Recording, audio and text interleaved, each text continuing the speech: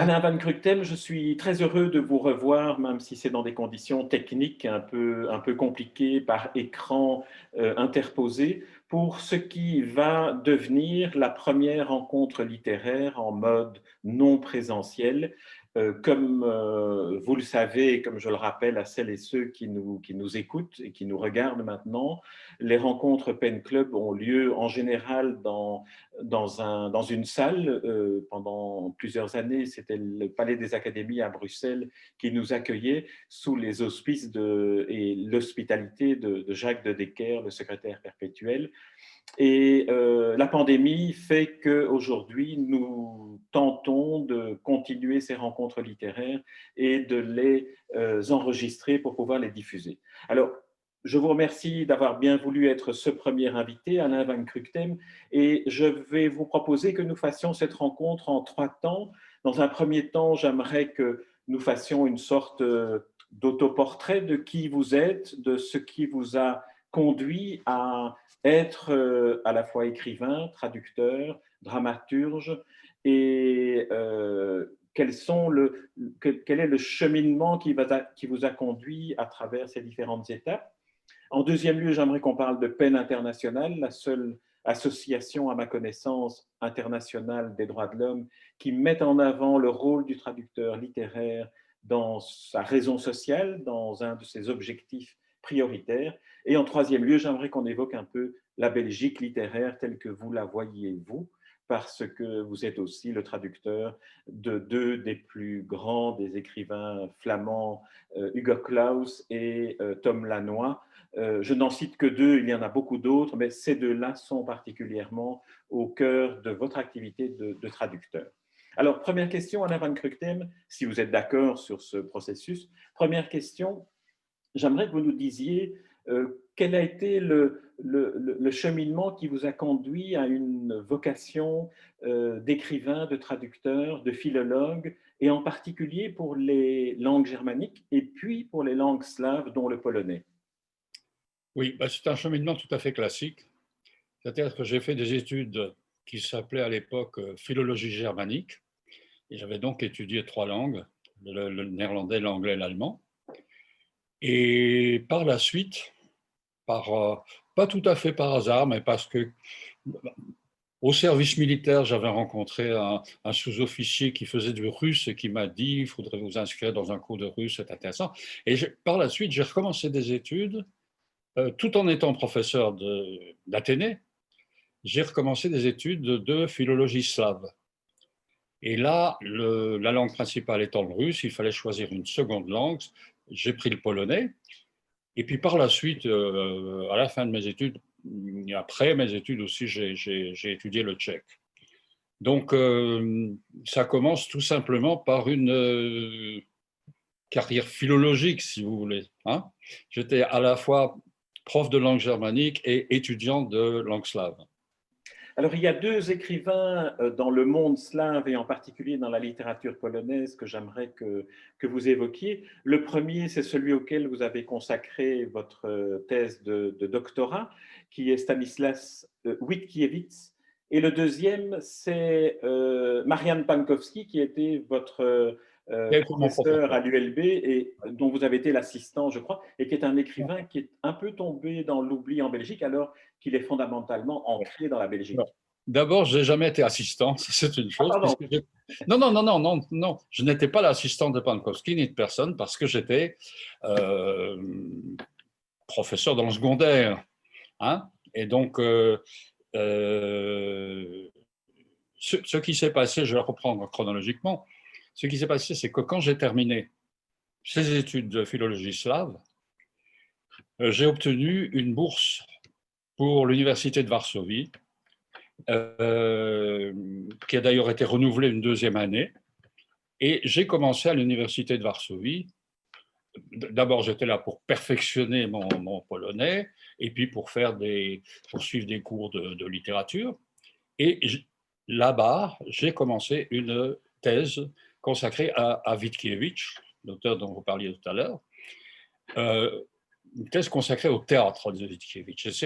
En fait, ce livre est paru à l'Âge d'Homme en 1970, et c'est le premier livre, le premier volume complet, si vous voulez, jamais consacré à cet auteur qui était mort en 1939 et qui avait un regain de popularité dans les années 60.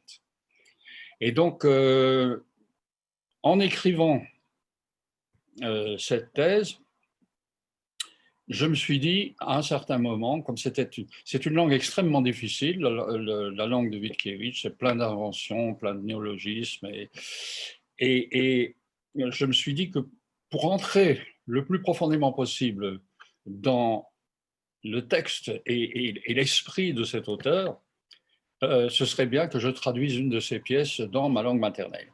J'ai traduit 2 pièces quand j'étais en Pologne, là-bas. J'ai traduit 2 pièces, et l'une s'appelait La sonate de Belzébuth et l'autre s'appelait La mer. Et j'ai donné ces pièces à l'Association des écrivains polonais, la Société des auteurs polonaises. Et quelqu'un est tombé dessus. C'était Vladimir Dimitrievitch, qui était un éditeur, il est malheureusement disparu une dizaine d'années. D'origine serbe et installé à Lausanne, et fondateur des éditions de l'Âge d'Homme. Et il avait décidé de faire paraître l'œuvre complète de Witkiewicz sur la recommandation d'un ami polonais. Et donc, je suis entré en contact comme ça. Il avait lu mes 2 pièces. Il m'a demandé si je voulais m'occuper de publier le théâtre complet. Et finalement, ça a pris une ampleur que je ne soupçonnais pas au début. C'est-à-dire que finalement, il y a 6 volumes, avec au total 23 pièces qui sont parues. Et de ces 23 pièces, j'en ai traduit, je ne sais plus exactement, mais 16 ou 17, donc à peu près les 3 Est-ce quarts. qu'il est possible, Alain Van Grutem, de situer un peu qui est Stanislas Witkiewicz disons, si on devait le comparer à un auteur de la littérature française, de la littérature dramatique? Justement, c'est incomparable. Ah, voilà. Et je vais vous dire pourquoi c'est incomparable. C'est parce que c'est un auteur qu'on peut qualifier d'avant-garde. Avant-garde au sens de l'avant-garde de l'entre-deux-guerres, hein, ou même d'avant la guerre 14-18. Sans avoir jamais fait partie d'un de ces grands groupes qui étaient les dadaïstes, les surréalistes, les expressionnistes, les futuristes, etc. Hein, et en même temps, il a dans son écriture des caractéristiques qu'on retrouve dans ces différents groupes, chez les imagistes, les expressionnistes, les futuristes, etc., sans avoir jamais été affilié à un groupe, sauf pendant un petit moment très court, avec un groupe d'avant-gardistes polonais, mais il s'occupait surtout de peinture. Alors, pourquoi c'est un personnage tout à fait particulier? C'est parce qu'il est à la fois écrivain, et donc dramaturge aussi. Il est écrivain de romans, écrivain de théâtre, il est photographe, il est peintre, et il est philosophe. Et finalement, je ne dirais pas son snobisme, enfin, sa façon de parler de lui-même, c'était « je suis un philosophe avant tout ». Je suis un philosophe qui peint des tableaux, qui écrit des romans. Et si je me suis intéressé à son théâtre, c'est parce que dans les années 60, on a redécouvert son théâtre, dont la plus grande partie n'avait jamais été jouée, et certainement par des troupes professionnelles en Pologne. Et ça a été une espèce de révélation parce que, à l'époque, il y avait une autre avant-garde qui était ce qu'on a appelé parfois le théâtre de l'absurde. C'était Ionesco, Beckett, Adamov, etc. Et les Polonais ont immédiatement assimilé leur Witkiewicz à cette avant-garde moderne en disant plus ou moins « oh, c'était un Ionesco, mais il y a 30 ans hein ». Et donc, ça explique un peu le succès. On a republié tout ce qui avait été publié dans des revues seulement avant sous forme de volume. On a publié des pièces inédites et c'est comme ça que je suis entré en contact avec lui en Pologne par ces nouvelles éditions. Alors, Et donc, c'était quelque chose de neuf à l'époque. Ouais. encore une question, parce que vous avez traduit presque, vous dites, 17 pièces de Stanislas Witkiewicz. Qu'est-ce qui, parce que c'est du temps, c'est de l'énergie consacrée à investir une œuvre de façon abondante. Qu'est-ce qui, dans l'œuvre de Witkiewicz, vous intéressait, vous touchez, Bien, à écoutez, quoi étiez-vous sensible? c'était un petit peu particulier parce que, en fait, j'étais allé en Pologne sans but précis, sans sujet de recherche précis. Et puis, il y a un professeur là qui m'a dit, oui, mais il faut choisir quelque chose, hein. Si c'est de la littérature moderne, c'est chez moi. Si c'est de la littérature ancienne, c'est chez mon collègue. Alors, moi, je dis à tout hasard le grotesque. Il m'a dit, bon, vous connaissez Witkiewicz? Je dis, je ne connais que le nom. Eh bien, lisez tout Witkiewicz et venez me revoir plus tard. C'était sa façon de me patronner. Pas très Vous ne efficace. connaissiez pas avant Witkiewicz, vous ne Je ne le connaissiez connaissais pas du tout avant. Et donc, je fais sa connaissance en Pologne. Et puis, j'ai lu toutes ces pièces-là, ces 23 pièces, en l'espace de 2 mois, avec un polonais qui était encore très rudimentaire à l'époque. J'ai dû me débrouiller. Il y a un critique littéraire français qui a un jour comparé la langue de Witkiewicz à une savane dans laquelle il faut se tailler son chemin à coups de machette. Et donc, j'ai eu pas mal de difficultés, etc. Mais ce qui m'a tout de suite frappé, c'était la personnalité extraordinaire de cet homme qui était multiforme, mais qui avait aussi une psychologie tout à fait spéciale. Et en fait, j'ai diagnostiqué, je me suis permis de diagnostiquer dans ma thèse de doctorat qu'il souffrait d'une psychose maniaco-dépressive, ce qu'on appelle le bipolaire maintenant, hein, et parce que toute son œuvre reflète ça. Il y a des hauts et des bas, des hauts fantastiques où il est le maître du monde, ou bien ses personnages sont les maîtres du monde, ou bien des bas dans lesquels le personnage ou lui-même est plongé dans la déprime totale, les idées de suicide, etc. Et c'est une personnalité, évidemment, ça m'a frappé tout de suite en lisant à la fois les pièces et des articles biographiques de gens qu'il avait bien connus. Ça m'a frappé tout de suite la ressemblance de psychologie entre lui et ses personnages. On ne peut pas toujours faire ça avec les écrivains. C'est une tendance de la critique littéraire parfois, c'est d'identifier l'écrivain avec son personnage ou ses personnages. Mais là, ça saute aux yeux, il n'y a pas moyen de faire autrement. Et par exemple, avec le complexe d'Édipe, en fait, on l'appelle en Pologne toujours Stanisław Ignacy, Stanislas Ignace Witkiewicz, parce que son père s'appelait Stanislas Witkiewicz et il était aussi écrivain et peintre, et connu. Et donc lui, pour se distinguer, il voulait toujours les deux prénoms et il avait fabriqué un pseudo en prenant un morceau de son nom de famille et un morceau d'un prénom. Et c'est ce pseudo sous lequel il est très bien connu en Pologne, c'est Witkacy. Voilà. Très bien. Alors, écoutez, je vous propose qu'on laisse de côté maintenant Stanisław Witkiewicz, si ce n'est peut-être sur le site de Pen Club, on trouvera les références des différentes pièces que vous avez traduites en français et qui sont Et publiées. pas seulement les pièces, hein. Par la suite, j'ai traduit des essais, j'ai publié 5 cahiers d'essais, pas seulement de moi, mais d'auteurs divers, qui s'appellent les cahiers Witkiewicz, tout ça à l'Ardom. J'ai traduit 3 gros romans aussi. Et donc, je veux dire, j'ai vécu 10 ans avec lui, voilà. Voilà.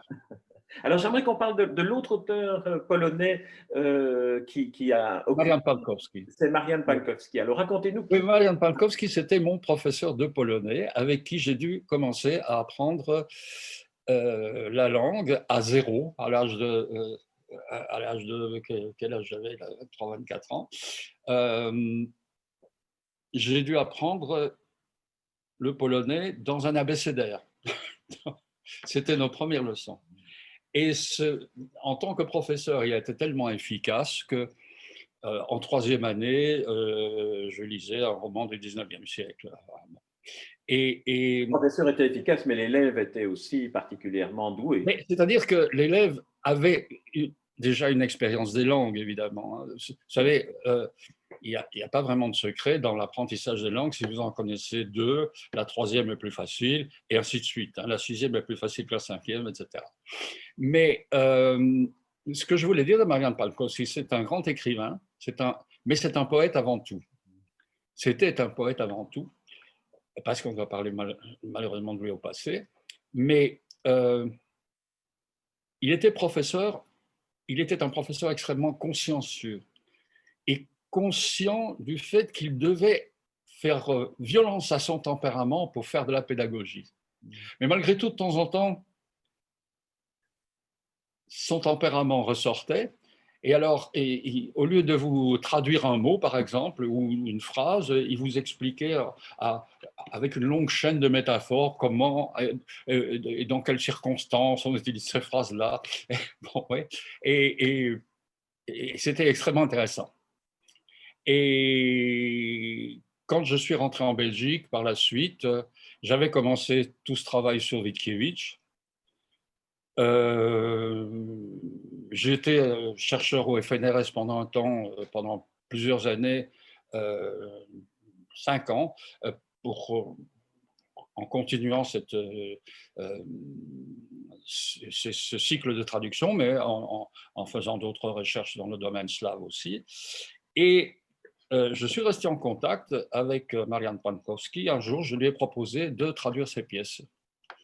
Et il était tout à fait d'accord. Et alors, je vais essayer de résumer, mais j'ai eu avec cet auteur-là, plus qu'avec aucun des nombreux autres auteurs que j'ai connus, une façon de travailler tout à fait spéciale. Nous étions littéralement face à face, comme nous sommes face à face maintenant. Et d'un côté de la table, j'étais là avec ma petite machine à écrire portable, et lui, de l'autre côté, il me répondait, j'avais le texte à côté de moi, lui avait son texte également, et je traduisais phrase par phrase, réplique par réplique. Et lui me disait, si j'avais bien compris, s'il approuve. Je n'ai jamais eu, évidemment, une relation pareille avec un auteur qui a approuvé chacune de mes phrases. Est-ce que c'était une situation qui vous semble idéale? Parce qu'en vous écoutant, on se dirait, mais voilà, la situation idéale pour un traducteur, c'est Oui, d'être oui. en symbiose même présentielle avec son auteur. Oui. Ben, peut-être que la situation idéale, c'est peut-être avec un auteur mort, hein, il ne rouspète pas. Mais non, c'était vraiment... et c'était un lien amical et un lien de collègue aussi, parce que je suis devenu son collègue ensuite en étant nommé à un cours de littérature européenne comparée. J'étais professeur à temps partiel à l'ULB. Et puis, quand par la suite, notre patron à tous les deux, qui était le professeur Backfist, a pris sa retraite, j'ai pris la succession de la plupart de ses cours et Pankowski est devenu mon collègue. Oui, voilà, pardon, j'avais Voilà. fait une erreur de chronologie et de hiérarchie. Alors, peut-être que je vais vous poser la même question concernant Marian Pankowski que pour Witkiewicz. Qu'est-ce qui, dans le théâtre de Pankowski que vous avez traduit, qu'est-ce qui vous a attiré? Qu'est-ce qui le distingue? Parce qu'aujourd'hui, je pense qu'on ne joue Oui, plus Pankowski depuis assez longtemps, en Belgique en tout cas. oui. Je crois qu'il n'a pas eu, enfin non, je suis sûr qu'il n'a pas eu la carrière qu'il souhaitait, qu'il méritait. Finalement, il n'a eu la reconnaissance dans son pays que pendant les 20 dernières années, je crois, de sa vie. Mais il avait été traduit en français déjà. Un de ses romans, son premier roman d'ailleurs, avait été traduit en français euh, dans les années 50-60. Et, et par la suite, je veux dire, il était dans une situation extrêmement difficile. En Pologne, il était considéré comme un émigré, opposant politique, adversaire politique, notamment parce qu'il écrivait dans une revue parisienne, une revue polonaise.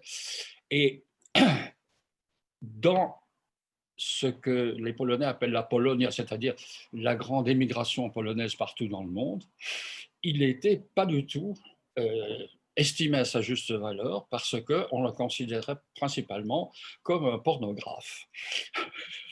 Voilà. hein, et qui parlait en plus très mal de la religion. Alors là, pour les Polonais, c'est une condamnation. Oui. Et en fait, ce n'est pas de la pornographie du tout chez Pankowski, c'est simplement, il a un intérêt pour toutes les choses du corps, y compris les choses les moins reluisantes de notre activité physique. Et bon, je vous cite un exemple. Hein. Dans une de ces pièces, il y a des cambrioleurs qui se racontent leurs exploits et ils expliquent comment ils pissent dans le coffre-fort après l'avoir vidé ou des choses dans ce genre-là. Hein. Et pour les gens bien pensants de la Pologne émigrée, tout ça, c'était. Mais par contre, Mais ça a été joué en Belgique, si mes ça a souvenirs. été joué en Belgique. Ma première traduction a été jouée en Belgique à Charleroi, au Théâtre de l'Ancre, mais il y a déjà longtemps de ça, ça devait être dans les années 70, fin des années 70, années 80. Mais en fait, c'est un poète qui écrit des romans dans un style poétique et qui écrit des pièces de théâtre dans un style poétique. Et c'est extrêmement fascinant. Je crois que ce qui m'a fasciné, c'est qu'il a la même originalité, mais dans une toute autre tonalité, il a la même originalité que Witkiewicz. C'est un écrivain qu'on ne peut pas comparer à un autre. Très bien. Alors, on va quitter, si vous voulez bien, la Pologne maintenant et votre activité de traducteur pour aborder peut-être votre activité de vos autres productions littéraires, c'est-à-dire vos propres pièces et vos romans. Alors, j'aimerais que vous nous disiez un peu comment vous êtes finalement passé, vous êtes tombé dans la marmite de l'écriture après avoir été dans celle de C'est la par la Pologne. traduction que je suis venu à l'écriture. Ça arrive assez souvent, mais j'y suis venu très tard. Pour quelle raison? Eh bien parce que, vous voyez, je traduis des gens comme Witkiewicz, comme le Tchèque Čapek, comme le russe Zinoviev et comme d'autres gens importants. Hein, et, et Hugo Claus. Oui, on reviendra à Et, la Belgique après, oui. oui, oui, d'accord, d'accord. Mais en même temps, c'était un excitant, mais c'était un frein. Je me disais, mais pourquoi irais-je raconter mes propres petites histoires alors qu'il y a des tas de gens qui ont fait ça de façon tellement talentueuse. Ce qui fait que mon premier roman a été publié à l'âge de 60 ans. Et c'était une idée qui me trottait dans la tête depuis 20 ans, peut-être. Ben voilà. Et donc, ce roman s'appelait Des fleuves impassibles, et c'est une invention à partir d'un extrait de la vie de mon grand-père que je n'ai pas connu et que mon père m'avait raconté. Un monsieur, un jeune homme, je l'ai pris dans le roman, je l'ai pris à l'âge d'adolescent, hein, un jeune homme qui est forcé par son entourage familial d'aller au séminaire et il n'a aucune vocation. Et alors à un certain moment, il découvre la littérature française, il découvre Rimbaud et voilà. Et la vocation est complètement envolée. Ça, c'était mon premier roman. Parce que mon grand-père, effectivement, avait quitté le séminaire et avait même quitté les Pays-Bas, il n'y est plus jamais retourné. Mais en fait, j'avais commencé par écrire du théâtre, comme j'avais commencé par traduire du théâtre. Et ma première pièce, c'était Le Catastrophiste, qui a été joué dans ce petit théâtre que je regrette et que tout le monde regrette, qui est La Samaritaine. Et c'était une pièce pour un acteur seul. Et j'ai eu la chance d'avoir mon ami Alexandre von Silvers comme interprète. C'est une pièce qui se passe en Russie dans les années 80, sous Gorbatchev. Et Alexandre von Silvers étant d'origine russe, il a fait une performance extraordinaire avec un vrai accent russe. Ouais, ouais. On imagine Pas bien. une imitation d'accent comme on entend souvent chez les acteurs. Et donc ça, c'était ma première publication. Enfin, pas publication, justement, j'ai attendu très longtemps avant de le publier. Et puis alors, une fois que j'ai publié le roman, je me suis décidé, je continue. Et alors, j'ai 7 ou 8 romans, j'ai une douzaine de pièces de théâtre, 3 recueils de nouvelles Oui, aussi. c'est nouvelle aussi, effectivement. Voilà. Il y a un roman sur lequel j'aimerais que vous nous disiez quelques mots parce qu'il a eu un destin un peu particulier, c'est Korsakov. qui a eu d'abord le prix Rossel des jeunes, donc c'est une Mhm. reconnaissance publique très, Oui. très importante. Et par ailleurs, l'histoire qu'il raconte est une histoire qui est touchante, qui permet beaucoup de fantaisie créative dans un roman. Oui. Un peu ce qu'elle est. Je crois que c'est la caractéristique, à part ce premier roman dont je vous parlais, qui est un roman d'apprentissage, dans tous les autres, j'ai la tentation de ne pas faire une structure linéaire dans le roman et de faire un petit peu de vagabonder dans le roman comme je veux. Et en fait, je crois que ce sont les écrivains que j'ai traduits qui m'ont appris cette liberté-là. Ah. Et, et, et alors aussi un ton que je dois tenir de Witkiewicz, ou au moins auquel Witkiewicz m'a initié, c'est l'utilisation du grotesque. Mm. C'est-à-dire, en fait, raconter des histoires sérieuses ou même tragiques, mais en riant. Et, et voilà, dans Korsakov, il y a un petit peu de ça, mais il y a aussi une chose de départ, c'est que c'était la grande époque où on parlait d'autofiction, il y a une quinzaine d'années. Et ça m'a énervé au plus haut point d'entendre tout le temps parler d'autofiction, parce qu'il y a toujours une partie de soi-même, évidemment, qu'on met dans les livres. On a son propre acquis, ses propres mémoires intellectuelles, etc.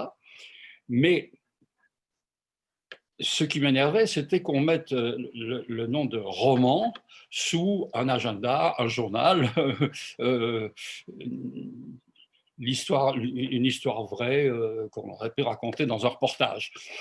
Et donc, j'ai voulu faire un roman avec un personnage qui portait plus ou moins mon nom, puisqu'il s'appelle Alain van Kuregem, comme les abattoirs, et un roman dans lequel tout ce qui arrive à ce personnage depuis son enfance ne m'est jamais arrivé. C'est l'autobiographie d'un autre. Et ce qui est assez amusant, c'est que, comme d'habitude, il y a des gens qui identifient l'auteur avec son personnage, mais là, je tendais une perche en quelque Ah sorte. oui, Et je me souviens que parmi des interviews que j'ai fait après la parution du roman, quelqu'un m'a dit, mais vous avez eu une jeunesse très intéressante, parce que notamment, mon personnage se fait déflorer à 14 ans sur un lit de fleurs dans l'air érotique d'une fleuriste. et alors, le fil narratif, si je me souviens bien du roman que j'avais lu à l'époque de sa parution, c'est ce syndrome de Korsakov qui fait qu'une personne perd une partie de sa mémoire. Voilà, Dans c'est le ça. cas d'Alain Van Kuregem, il réinvente ce dont il ne se souvient plus. Oui, oui. Mais, et donc, le syndrome de Korsakov est justement caractérisé par une partie de la mémoire, une partie de la mémoire, disons une tranche de vie disparaît, mais on se souvient de ce qu'il y a avant. C'est exactement comme dans la mémoire sénile, hein, mais différent parce qu'il s'agit véritablement on perd la mémoire d'une certaine tranche de vie, plus ou moins longue. Et ce qui caractérise le syndrome de Korsakov, c'est que ce dont on n'arrive pas à se souvenir, on l'invente. Donc c'est un Et là, travail de c'est romancier que incroyable. font les gens, les gens atteints de Korsakov, ils font un travail de romancier. Ils inventent une histoire puisqu'ils ne se souviennent pas de la vraie histoire.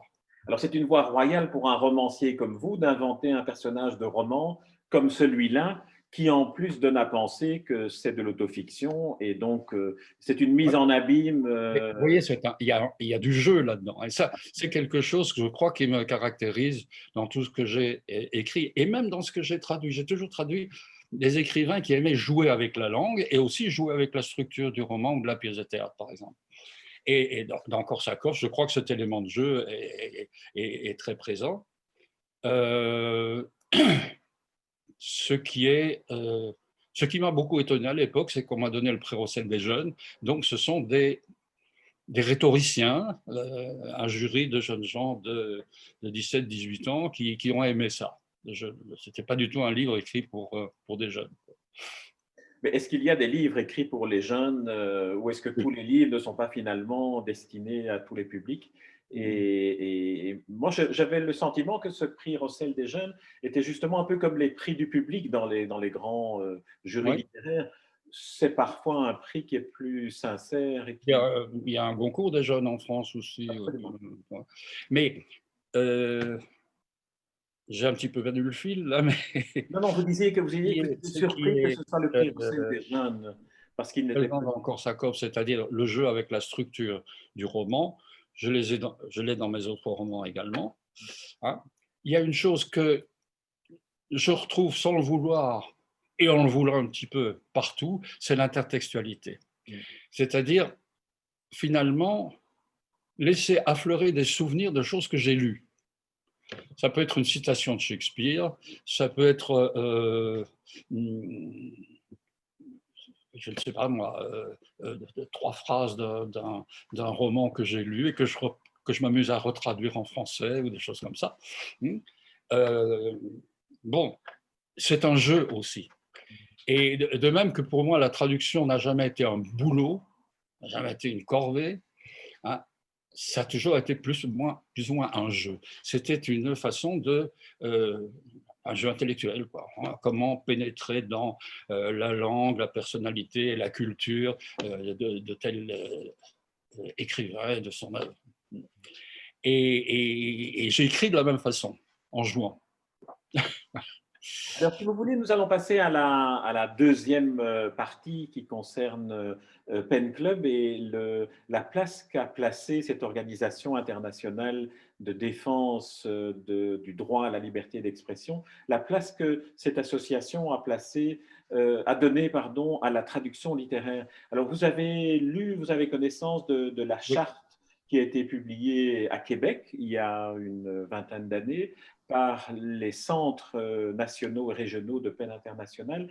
Et c'est une charte qui met vraiment en évidence certaines des caractéristiques de la traduction littéraire. Et j'aimerais que vous nous en fassiez en quelque sorte un écho. Est-ce que vous validez cette approche? D'autant plus que vous êtes proche d'une certaine manière du Pen Club, dans la mesure où vous avez été aussi primé par le Pen Club polonais.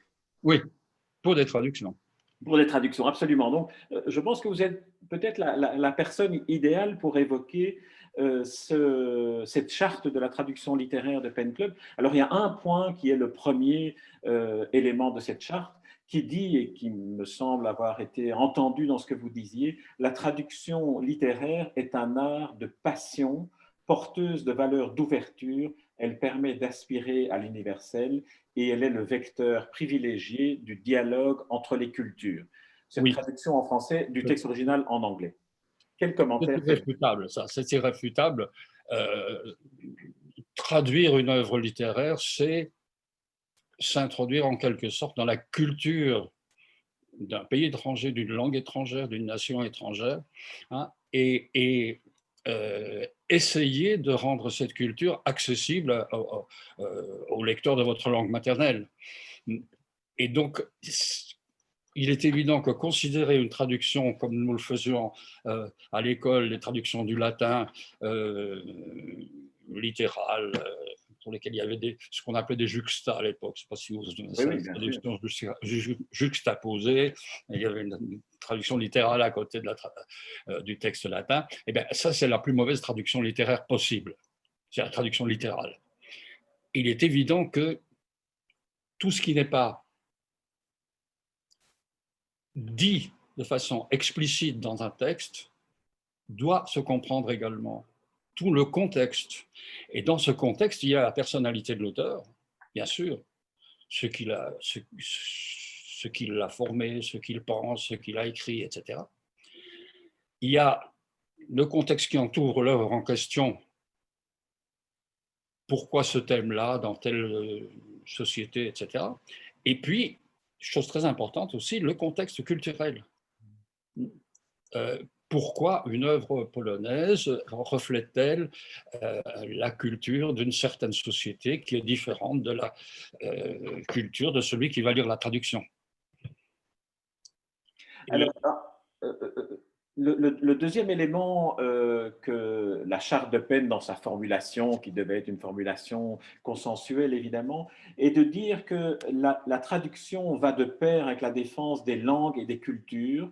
Les traducteurs sont les défenseurs de la diversité linguistique et culturelle. Ils s'engagent notamment auprès des auteurs de l'ombre, des styles et des groupes marginalisés.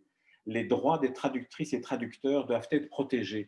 Je pense qu'il y a là une matière aussi pour la défense des droits humains, tout simplement, de Oui. laisser à des langues ou des cultures, entre guillemets, minoritaires, la possibilité d'être rendues accessibles pour un plus large public. Et c'est une manière de censure que d'empêcher la traduction. Absolument. Absolument, c'est une manière de sentir la traduction qui est tout à fait exacte. Euh, bon, si je peux citer un exemple personnel, moi, je me suis toujours intéressé aux cultures minoritaires et surtout aux langues minoritaires. Et le dernier roman que j'ai publié il y a 4 ou 5 ans, qui s'appelle En étrange province, eh bien, il tourne autour de ce thème-là. C'est la disparition d'une langue très minoritaire et, et de sa culture, de sa littérature, de tout ce qui est du domaine culturel dans cette langue. Et vous voyez, ça correspond tout à fait à ce que vous venez de dire. Hein, empêcher une langue de mourir en écrivant. Et le traducteur peut, dans une certaine mesure, empêcher une langue de s'affaiblir en faisant connaître les auteurs de cette langue. Un, C'est extrêmement intéressant. C'est un problème qui m'a toujours touché de très près. Alors, un autre point sur lequel la Charte de peine internationale insiste est de défendre aussi les droits des traducteurs et traductrices en tant que personnes créateurs de leur œuvre, de leurs créateurs et propriétaires des droits d'auteur en quelque sorte de leur traduction. Et la peine internationale prône aussi la mise en évidence de la présence d'un traducteur lorsqu'on a accès à un texte traduit. Est-ce que c'est quelque chose qui est un combat qui doit encore être mené? Parce Oui, qu'on dirait qu'aujourd'hui, certainement. le traducteur reste toujours une personne de l'ombre. Oui, c'est un combat qui dure depuis un certain temps, depuis des dizaines d'années, et qui doit continuer. Vous savez,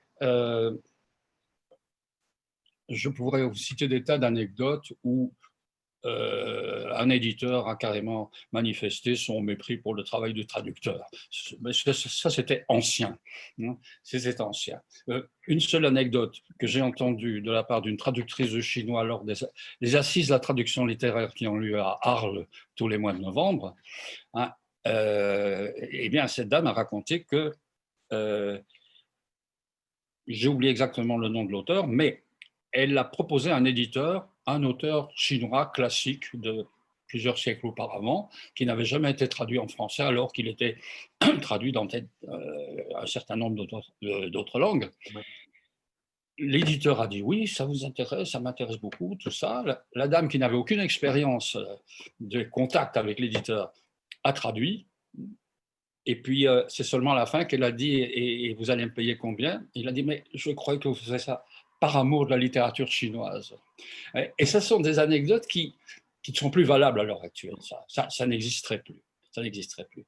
Seulement, il y a toujours ce combat hein, euh, pour des choses toutes simples et toutes bêtes. Avoir le nom du traducteur en page de couverture ou en page arrière de couverture, en quatrième de couverture. Bon, il faut. Maintenant, ça commence, dans la traduction française, ça commence à se généraliser, mais il faut toujours insister auprès des éditeurs, des gens, vous citez mon nom quelque part, là, hein, sur la couverture. Bon, vous savez, je vous parlais des assises de la traduction littéraire en Arles. C'est une initiative de l'ATLF, qui est l'Association des traducteurs littéraires de France, dont je fais partie depuis très longtemps, depuis 35 ans, je crois. Et il est évident que cette association a une espèce de vocation syndicale aussi, qui est la défense des droits des traducteurs. Et la défense du droit des traducteurs comme créateur, ce que vous venez de dire, hein, comme auteur secondaire d'une certaine œuvre. Hein. Et je crois qu'il ne faut pas du tout avoir de modestie à cet égard-là. parce qu'il y a un travail de recherche sur la langue, sur tout le contexte dont je parlais tout à l'heure, etc., qu'aucun lecteur ne ferait. C'est le traducteur qui est le meilleur lecteur, toujours. Et donc, il y a là un travail de création à partir de documentation extrêmement serrée, et un travail de création qu'il faut reconnaître. Il y a certains éditeurs qui le reconnaissent volontiers, il y en a toujours d'autres qui... Mais ce qui est flagrant, c'est que, par exemple, un traducteur littéraire gagnera toujours beaucoup moins par page traduite qu'un traducteur de textes commerciaux, politiques. Est-ce que alors qu'il fait, à mon sens, un travail différent et plus difficile. Est-ce que dans les associations de traducteurs comme celle que vous avez citée, l'Association des traducteurs littéraires français, est-ce qu'il y a aussi cette préoccupation que l'on retrouve dans la Charte des droits linguistiques de peine internationale? Est-ce qu'il y a aussi cette préoccupation et cette mobilisation solidaire, syndicale, avec les traducteurs dans les pays, notamment les pays totalitaires où ils sont... Oui. Mais vous voyez, les points que vous avez cités là de la Charte peine, on les trouve dans les textes de l'Association des traducteurs littéraires de France. Hein. Bon, bah, évidemment, ça se limite à la francophonie, si vous voulez, mais ce sont les termes mêmes.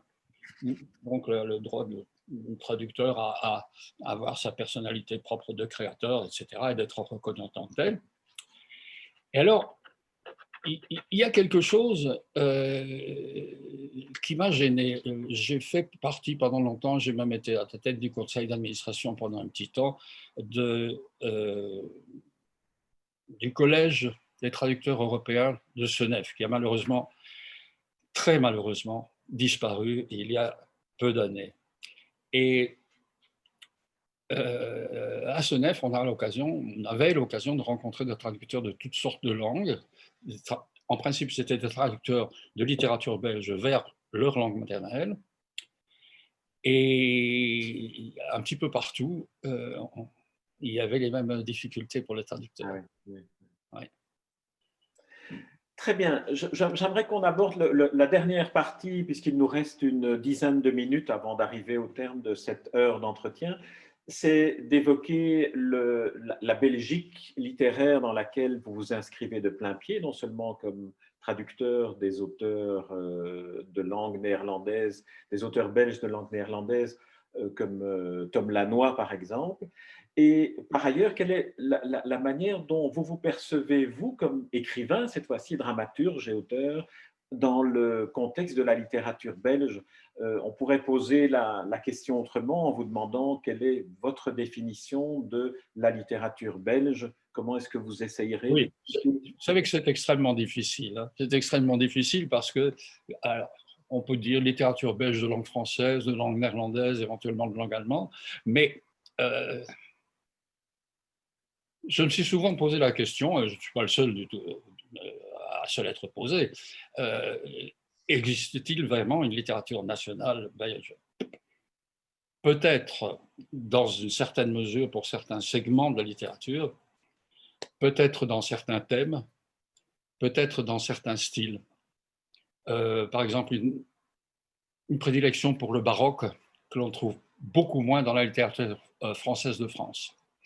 Une espèce de liberté de création, on ne se prive pas de faire des néologismes, etc., ou de quitter la pensée rationnelle, par exemple. Et c'est quelque chose dont je me suis aperçu, non seulement à propos de la littérature néerlandaise, mais déjà du temps où je commençais à traduire du polonais. Le théâtre de Witkiewicz n'a jamais percé en France aussi bien qu'il n'a percé en Pologne, alors que tous les textes étaient publiés. Il y a des grands théâtres qui l'ont joué. Et il y a toujours eu des critiques pour dire bon, c'est absurde, ça ne tient pas debout. Ça, bon. Et je veux dire, en Belgique, on ne réagit pas exactement de la même façon. Ce n'est pas toujours la rationalité qui compte. Ça, c'est une chose. Maintenant, Votre question concernait Hugo Claus et Tom Lanois. Comme je vous disais tout à l'heure à propos d'autre chose, j'ai toujours aimé et traduit des auteurs qui jouaient avec la langue, des auteurs à la langue riche, des auteurs qui, par exemple comme Hugo Claus dans Le Chagrin des Belges, qui était la première traduction que j'ai faite du néerlandais. C'est assez étonnant quand même. J'étais traducteur depuis plus de 20 ans quand j'ai traduit Le Chagrin des Belges. Mais dans Le Chagrin des Belges, vous avez ce mélange d'outils linguistiques qui est tout à fait original. Disons que, grosso modo, on pourrait dire, c'est écrit en deux langues. Het Verdrag van België, c'est écrit en deux langues. Vous avez du néerlandais classique et parfois du néerlandais extrêmement classique, avec des archaïsmes, avec des passages poétiques recherchés, tout ça. Et à côté de ça, vous avez une langue que Hugo Claus appelait lui-même une langue qui n'existe pas. C'est-à-dire, c'est une espèce de synthèse de dialecte flamand. Lui-même pratiquait le dialecte de Flandre occidentale, étant né à Courtrai. Et en fait, c'est ce dialecte, mais écrit avec l'orthographe néerlandaise, que l'on retrouve, et pas seulement dans les passages dialogués, comme on pourrait le croire, mais à d'autres endroits également. Et c'était ça la difficulté. Et là, je crois que le public français a bien marché. Vous savez que ça a été un succès énorme, la traduction du Chagrin des Belges, qui a étonné tout le monde, l'éditeur, moi-même, même Claus, qui avait déjà eu des traductions, mais jamais avec un succès tel. Mais il faut dire que c'est son chef-d'œuvre, ça c'est sûr. Et quelle est la perception qu'avait Hugo Claus de votre travail de traducteur? Est-ce qu'il il y a été associé ou bien pas du tout? Oui, je crois qu'il l'appréciait quand même, parce que sinon il n'aurait pas fait appel à moi pendant de si nombreuses années pour des œuvres aussi différentes. Par exemple, je n'ai jamais traduit de poésie. Claus est un grand poète aussi. Je n'ai jamais traduit un recueil de poésie de Claus. Hein. Ce sont d'autres traducteurs qui s'en sont occupés. Mais il m'est arrivé de traduire pour des revues, mais ma question était plutôt, est-ce que vous avez pu échanger avec lui sur votre oui, traduction? voilà. Et en fait, c'était un homme au caractère assez particulier. Comme tout grand génie, si on peut dire, que ce soit sur le plan du football ou de la littérature, il faut une bonne dose d'égocentrisme. Ouais. Et ça ne lui manquait pas, évidemment. Alors, il y avait une façon de jouer les faux modestes qui était absolument rigolote. Mais je crois qu'il appréciait mon travail parce qu'il m'a laissé faire. Il m'a laissé faire. Je crois. Et en fait, j'ai une anecdote bizarre que j'ai racontée souvent. Nous étions à Nantes parce qu'il avait été créé dans les années 85-86 un prix de la traduction littéraire qui était destiné à l'auteur et à son traducteur. C'est devenu le prix Bataillon maintenant. Et donc nous étions tous deux invités à la foire du livre de Nantes avec journalistes, etc., signatures, tout ce que vous voulez, mais aussi une émission sur FR3. Alors la FR3 régionale vient nous interroger et le journaliste dit à Hugo, Monsieur Claus, vous devez être ravi d'avoir une traduction aussi réussie de votre grand livre, etc. Et Claus, imperturbable, lui répond, oui, tout le monde dit que c'est très bien, mais moi, je ne l'ai pas lu. Sur quoi j'ai dit, alors le journaliste se tourne vers moi et me dit, mais ça ne vous fait rien, ce que M. Claus vous dit là? Je dis, bon, vous savez, moi, je suis un homme extrêmement occupé, je n'ai pas le temps de lire les livres de M. Claus non plus. Ah oui, c'est très bien. Très bien. Vous voyez, ça, c'était le genre de jeu qu'il y avait entre nous, là. Mais il faut dire qu'avec Tom Lanois, il s'agit de quelque chose d'extrêmement différent. Et il s'agit d'une véritable amitié. deux personnes qui se sont trouvées, quoi. Il me fait une confiance absolue, mais lui, il lit toutes mes traductions et il en est ravi. Il est ravi d'être traduit dans une aussi belle langue que la langue française, comme il dit. Oui. Voilà. Très bien. Alain Van Krutem, nous allons mettre un terme provisoire à cette rencontre. J'espère bien que nous allons bientôt nous revoir, mais cette fois-ci en présentiel, comme on dit, de ce nouveau mot inventé à cause de la Covid. Entre autres, peut-être pour parler de vos prochaines publications ou romans ou pièces de Mais théâtre. voilà, j'ai un roman en terminaison, je veux dire, en phase terminale, si on peut dire. Oui. Euh, c'est quelque chose que je n'ai jamais fait. C'est un roman historique que j'ai commencé à peu près en l'an 2000 et que j'ai abandonné au bout d'un certain temps parce que j'avais l'impression d'être dans une impasse. J'avais l'impression d'être gagné par ma documentation ultra abondante. C'est un roman sur la Révolution française. Et j'ai lu des tas de choses et finalement, je passais beaucoup plus de temps à lire qu'à écrire. Et j'avais l'impression d'être dans une impasse. Et récemment, il y a quelques mois, je me suis dit, c'est tout de même idiot. J'ai 180 pages ou 160 pages de roman et c'est là depuis 20 ans. Voilà. Oui. Et maintenant j'en suis à bien plus de 200 pages et comme je vous disais, phase terminale. Très bien. Je prends rendez-vous pour cette phase terminale dans le sens de bientôt la fin d'un travail d'un romancier sur un roman qu'on va pouvoir lire. Je vous remercie vraiment beaucoup, Alain Van Kruchten, de vous être livré à cet C'est exercice moi qui remercie, bien sûr. de rencontres littéraires pour PEN Club Belgique, pour PEN International. Et j'espère que nous nous retrouverons bien vite dans des salons du livre, dans des librairies, dans des bibliothèques, comme je crois tout le monde le souhaite. Merci Alain Van Kruchten. Je vous en prie, merci beaucoup.